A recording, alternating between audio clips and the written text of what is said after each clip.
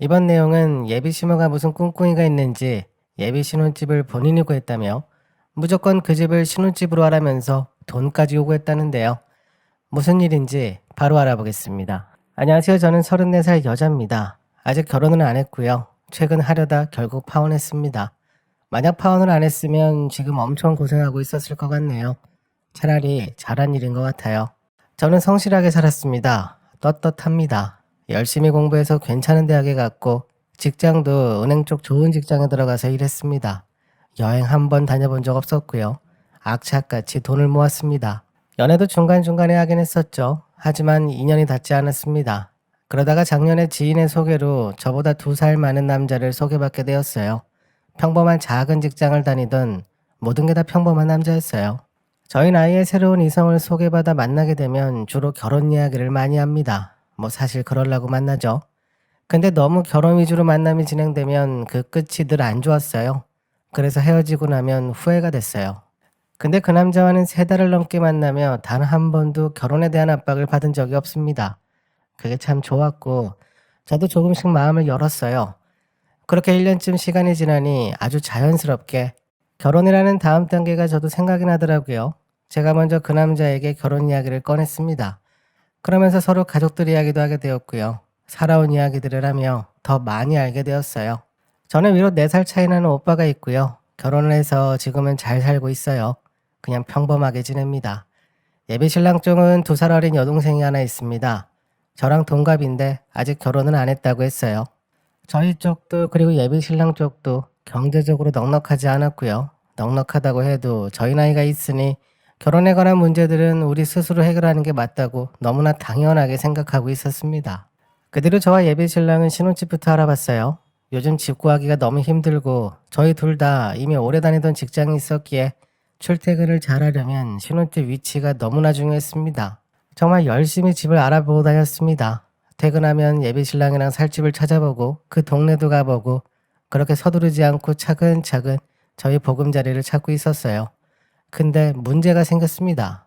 어느 날 갑자기 모르는 번호로 전화가 오더라고요. 당시 회사라 일이 바쁜 상황이라 못 받았습니다. 한 5번 정도 오더니 문자가 남겨져 있었어요. 읽어보니 예비 신랑 어머니셨네요. 예비 시어머님이죠. 저와 어머님은 딱 한 번 점심 식사를 같이 했었거든요. 식사만 간단하게 하고 별 대화 없이 끝났었습니다. 아직 정식으로 상견례 자리를 갖지도 않은 상황이었고 신혼집부터 알아보는 게 불편하셨나 생각이 들었어요. 저희 부모님은 결혼만 한다고 하면 알아서 편하게 하라고 너희 둘만 좋으면 된다는 입장이셨는데 예비 시댁 쪽은 그 정도까지는 아니었나 봅니다. 문자 내용이 왜 니들끼리 신혼집부터 알아보고 다니냐? 라고 왔었습니다. 뭐 장황하게 인사말도 있고 그런 게 아니라 정말 딱 본론만 짧게 적어서 보내셨어요. 순간 답장을 어떻게 해야 하는지 전혀 감이 안 와서 일단 퇴근 후 다시 연락드린다고 했습니다. 예배 신랑에게 퇴근 후 바로 연락을 했고 직접 만난 문자 메시지를 보여줬습니다. 제가 어떤 기분인지 먼저 말해주지 않고 일단 상황만 먼저 보여줬어요. 그때 예배 신랑의 반응이 궁금했습니다. 예배 신랑은 자기 어머니의 문자 메시지를 다 보고는 누굴 편든다던가 화를 낸다던가 미안해하거나 그런 감정적 변화가 전혀 없이 그냥 곧바로 일단 자기 어머니에게 전화를 걸어보라고 했습니다. 전 예비 신랑 앞에서 전화를 걸었고 예비 신랑은 곧바로 스피커폰으로 바꿔서 같이 들었어요. 예비 신랑 어머님은 전화를 받으시자마자 곧바로 저에게 신혼집 구하지 말라고 하시더라고요. 저희가 살 집은 이미 다 구해놨으니 거기서 살면 된다며 그 집이 궁금하면 나중에 한번 만나자고 하시며 아주 짧게 할 말만 하시고는 전화 통화를 끊었습니다. 그래서 저희는 곧바로 어머님을 뵈러 갔습니다. 예비 시댁으로 곧바로 갔어요. 정말 바로 갔습니다. 저희도 신혼집 때문에 요즘 너무 정신이 없어서 그냥 예비 시어머님하고 통화가 끝나자마자 갔습니다. 어머님은 주소가 적힌 종이랑 열쇠 하나를 주시더군요. 저희 보고 직접 가서 보라고 아마 둘이서 살기에는 충분한 공간이니 분명 만족할 거라고 했습니다. 전 사실 그 집 주소를 보자마자 마음에 안 들었습니다. 예비 시댁 위치와 너무 가까웠거든요. 주소뿐만이 아니었네요. 근처에 버스 정장도 없고 엄청나게 외진 곳에 있는 아주 낡은 아파트였어요. 동네 분위기 자체도 안 좋아 보였고 집 안에 들어가기도 전에 이미 마음의 결정은 끝난 상태였어요. 만약 부동산에서 이런 집을 추천해줬다면 그 부동산은 다시는 안 갔을 정도였으니까요. 근데 더 가관인 건 문을 열고 집 안에 들어가니 더 심각했습니다. 도배도 다시 해야 하고 장판도 다시 깔아야 하고요. 화장실은 뭐 아예 새로 다 바꿔야 할 수준이었고요. 창문이며 창틀이며 모든 것들이 다 낡았습니다. 예비신랑도 할 말이 없는 표정이더라고요. 그래도 시댁에서 신혼집을 해준다는데 뭐가 문제냐고 하겠지만 저희가 원래 계획했던 신혼집은 제가 6천만 원을 하고 제 예비신랑이 3천만 원을 해서 총 9천만 원에 은행 대출을 좀 끼고 괜찮은 동네 전세를 알아봤는데 게다가 거의 한 달 동안 이 집 저 집 다 봤잖아요. 요즘 새로 지은 집들이 얼마나 괜찮은 곳이 많은데요. 그걸 아는 상황에서 어떻게 저렇게 낡은 곳으로 가나요? 그 집을 보고 다시 예비시댁으로 갔습니다. 예비신랑이 먼저 그 집이 너무 낡아서 따로 집을 잡겠다고 했어요. 그러자 어머님은 갑자기 저를 보시며 마음에 안 드니? 라고 하셨습니다. 전 최대한 정중하게 말했어요. 저희가 그동안 다니며 봐둔 집이 있어서 감사하지만 원래 봐놨던 그 집에서 시작하겠다고 말씀드렸습니다. 저희 둘 다 싫다는 의사표현을 했는데 그때부터 어머님은 그 집이 좋은 이유를 설명하기 시작하셨어요. 재개발이 어떻고 요즘 그 돈에 그런 집이 힘들 거고 한 30분 넘게 그 집 홍보를 하셨습니다. 그러면서 예비신랑을 붙잡고 괜히 대출 끼고 빚도 안고 시작하지 말고 이 집에서 안정적으로 시작하라며 이제는 막 설득을 하시더라고요. 옆에서 그 모습을 보니 정말 어이가 없었습니다. 심지어 예비신랑도 슬슬 자기 어머니 말에 넘어가는 것 같았어요. 그렇게 며칠이 지나니 예비신랑이 저에게 슬슬 자기 어머니 집 이야기를 꺼내고 신혼집 알아보러 가자고 하면 귀찮다고 미루기 시작했습니다. 그리고 얼마 지나지 않아 예비 시어머님은 저희를 주말 낮에 부르셔서 그 아파트로 데려갔어요. 낮에 보면 또 다르다고 니들이 밤에만 와봐서 더 마음에 안 들 수 있다고 하셨습니다. 낮에 보니 다르긴 하더군요. 정말 답도 없더라고요. 대낮인데도 동네 분위기는 너무 우중충해 보이고 집 안으로 들어가니 지난번에 보지 못했던 곰팡이들이랑 누렇게 습기 찬 벽지도 보였고요. 그 안에 있는 게 건강에 안 좋을 것 같았어요. 심지어 그 안에서 말씀하시던 어머님도 어느 순간부터 본인 입을 수건으로 가리면서 말을 하셨어요. 어처구니가 없었습니다. 공짜로 줘도 안 살 것 같았어요. 그 집을 보고 나와서 근처에서 식사하자고 하시길래 그러자고 했습니다. 거기서 대뜸 돈 이야기를 하십니다. 자기 딸 이야기를 하시면서 이걸 집을 그냥 주면 딸이 너무 서운할 거라고 니들이 돈을 조금 내라며 제시하신 금액이 8천만 원이었어요. 그 돈을 내고 저 집을 가져가래요. 반값도 안 된다고 하시면서요. 저번엔 저희 보고 돈을 아끼고 빚이 어떠고 하시더니 갑자기 8천만 원을 내라고 하는 게 말이 됩니까? 게다가 공동명의도 아니고 아들 명의로 일단은 하자고 그게 나중에 뭐가 더 좋고 어쩌고 하시면서 아니 제가 은행에서 10년 가까이 일한 사람인데 제가 바본가요? 일정 금액 이하는 별 의미도 없는데 일단은 참고 들었습니다. 죽어도 저 집을 살 마음이 없어서 그냥 싹 다 흘려듣고 나왔어요. 집에 와서 생각해보니 저렇게 다급하게 집을 넘기려고 하시는 게 많이 이상했습니다. 저런 표정의 사람들을 직장에서 많이 상대해봤기에 더 이상하게 느꼈어요. 예비 신랑에게 전화해서 그 집 등기 좀 보자고 했어요.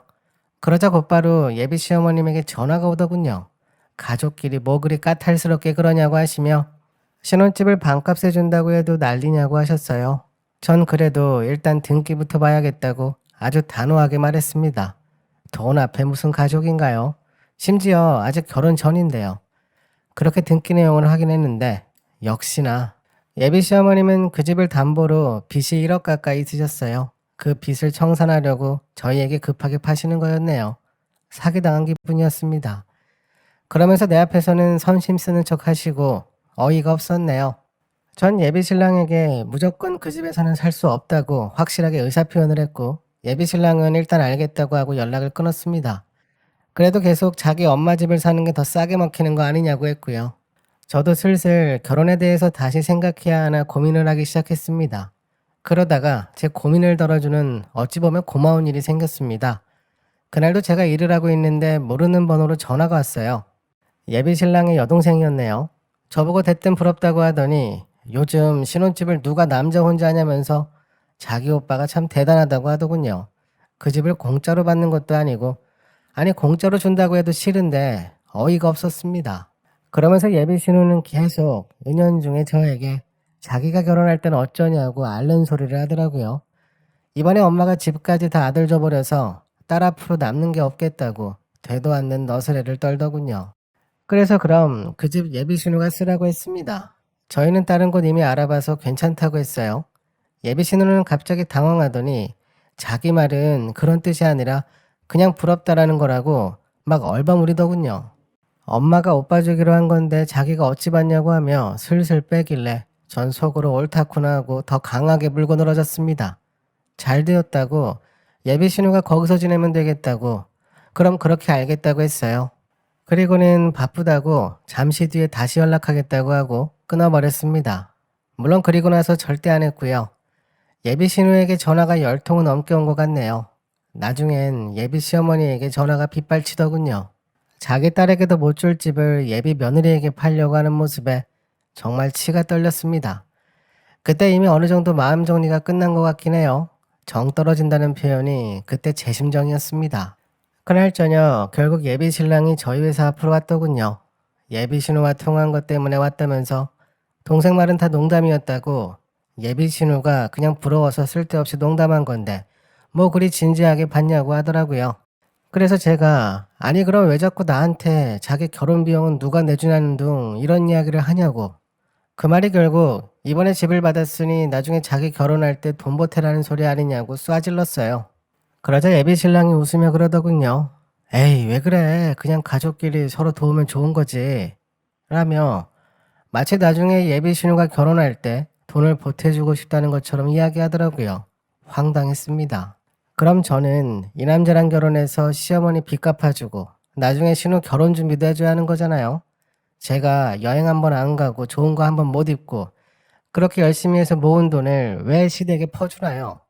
그래서 그날도 미룰 것도 없이 파혼하자고 했어요. 지금 멈추나 나중에 살다가 멈추나 어차피 멈출 거 1초라도 빨리 끝내고 싶었습니다. 그 소리에 예비 신랑은 엄청 당황하더라고요. 그리곤 다 끊었습니다. 그 뒤로 예비 신랑은 하루에 몇 번씩 전화를 하고 이제 와서 새 집을 알아보자 어쩌자 합니다. 그리고 한 일주일쯤 지나자 예비 시어머니에게 전화가 왔어요. 당연히 안 받았습니다. 왜 받나요? 근데 제가 스팸 등록을 안 해놨었어요. 그래서 그 문자를 보고 말았습니다. 너무 열이 받았네요. 저보고 그 돈이 부담되면 6천만 원까지는 자기가 깎아줄 수 있다고 다시 생각해보라네요. 어처구니가 없었습니다. 내가 지금 뭐 하는 건가 했어요. 그래서 바로 그 번호를 스팸 등록해버렸어요.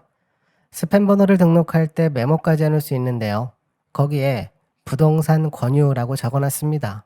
그러고도 예비 신랑이 계속 연락하면서 들러붙길래 그래서 제가 계속 연락하면 경찰에 신고한다고 했고요. 그 집 팔고 싶으면 다른 신부 얻으라고 했습니다. 결국 그 집 가족 모두를 싹 다 스팸 등록했습니다. 제가 준비한 내용은 여기까지입니다. 빚 갚는 방법도 참 여러 가지네요. 결혼을 장사로 생각하고 지내다가 나중에 결혼 못한 자식 끼고 평생 살아야 할 겁니다. 아주 잘하셨습니다. 절대 받아주지 마세요. 지금까지 작은별 라디오였습니다.